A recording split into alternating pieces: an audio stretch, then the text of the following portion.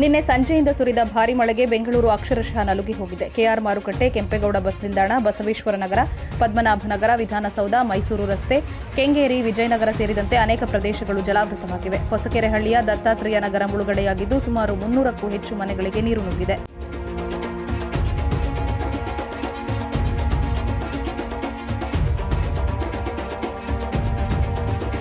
ದತ್ತಾತ್ರೇಯ ನಗರ area power supply cut ಆಗಿದೆ. Bike, ಕಾರುಗಳಿಗೆ ಸಂಪೂರ್ಣ ಹಾನಿ ಸಂಭವಿಸಿದೆ. ಇನ್ನು ಬೆಳ್ಳಂಬೆಳಗ್ಗೆ ಕಂದಾಯ ಸಚಿವ ಅಶೋಕ್ ಸಿಟಿ ರೌಂಡ್ಸ್ ನಡೆಸಿದ್ದು, ಪದ್ಮನಾಭನಗರ, ಹೊಸಕೆರೆಹಳ್ಳಿಯಲ್ಲಿ ಮಳೆಯಿಂದ ಜಲಾವೃತವಾದ ಪ್ರದೇಶಗಳಿಗೆ ಭೇಟಿ ನೀಡಿ ಪರಿಶೀಲನೆ ನಡೆಸಿದ್ದು. ವಿಶೇಷವಾಗಿ ಈ ಭಾಗದಲ್ಲಿ ಇವತ್ತು ಜಾಸ್ತಿ ಮಳೆ ಬಂದಿದೆ. ಎಂಟೈರ್ ಬಸವನಗುಡಿ, ಜಯನಗರ ಈ ಭಾಗದೆಲ್ಲ ಪೂರ್ತಿ ನೀರು ಇದು ಎಂಡಿಂಗ್ ಪಾಯಿಂಟ್.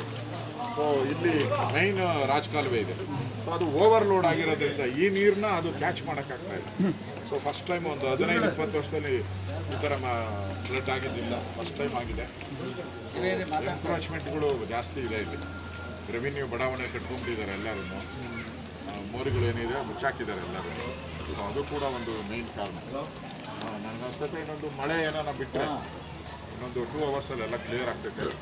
ಅವ್ರಿಗೆ ಇಲ್ಲಿರೋ ಯಾರು ಮನೆ ಸುಮಾರು 100 ಮನೆಗೂ ಹೆಚ್ಚು ಹಾನಿಯಾಗಿದೆ. ಎಲ್ಲರಿಗೂ ಊಟ ವ್ಯವಸ್ಥೆ ಮಾಡುವಂಥಕ್ಕೆ ಜಾಯಿಂಟ್ ಕಮಿಷನರ್ ಇಲ್ಲೇ ಇದ್ದಾರೆ. NDRF ತಂಡಕ್ಕೂ ಫೋನ್ ಮಾಡಿದ್ದೀನಿ. NDRF ತಂಡನೂ ಬರ್ತಿದ್ದೀನಿ ಒಂದು ಅರ್ಧ ಗಂಟೆಯಲ್ಲಿ. ಸೊ ಫೈರ್ ಸ್ಟೇಷನ್ನು ಎಲ್ಲ ಬಂದಿದ್ದಾರೆ. ಪೊಲೀಸ್ ಇನ್ಸ್ಪೆಕ್ಟ್ರು ಕೂಡ ನುಗ್ಗಿ ನೀರಲ್ಲಿ 3 ಜನನ ರೆಸ್ಕ್ಯೂ ಮಾಡಿ ಕರ್ಕೊಂಡ್ಬಂದು ಹಾಕಿದ್ದಾರೆ. ಎಲ್ಲೂ ಯಾವುದೇ ರೀತಿ ಪ್ರಾಣಾಪಾಯ ಆಗಿಲ್ಲ. ಇನ್ನು ಮಳೆಯಿಂದಾಗಿ ಮೊಣಕಾಲುದ್ದ ನೀರು ನಿಂತು ಗ್ರೌಂಡ್ ಫ್ಲೋರ್ ಮನೆಗಳಿಗೆ ನೀರು ನುಗ್ಗಿತ್ತು. ದತ್ತಪೀಠ ಪಕ್ಕದಲ್ಲಿ ರಾಜಕಾಲುವೆ ಕಾಮಗಾರಿ ಮಾಡಿದ್ದು ಮಣ್ಣು ತೆಗೆದು ಹಾಗೆ ಬಿಟ್ಟಿದ್ದಾರೆ. ಹೀಗಾಗಿ ಈ ರೀತಿ ಸಮಸ್ಯೆಯಾಗುತ್ತಿದೆ. ಇದು ರಾಜಕಾಲುವೆ ಓವರ್ಫ್ಲೋ ಆಗಿದ್ದ ಕಾರಣ ಪ್ರವಾಹ ಉಂಟಾಗಿದೆ ಅಂತ ಸ್ಥಳೀಯರು ತಮ್ಮ ಅಳಲು ತೋಡ್ಕೊಂಡಿದ್ದಾರೆ.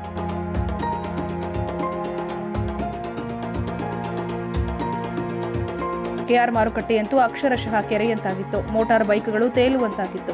ಹೆಚ್ಚು ಮಳೆ ಸುರಿದ ಕಾರಣ ಸಿಕ್ಕಾಪಟ್ಟೆ ಟ್ರಾಫಿಕ್ ಜಾಮ್ ಉಂಟಾಗಿತ್ತು. ಇನ್ನು ಸುರಿದ ಭಾರೀ ಮಳೆಗೆ ಗವಿಗಂಗಾಧರೇಶ್ವರ ದೇಗುಲ ಗೋಡೆ ಕುಸಿತಗೊಂಡಿದೆ.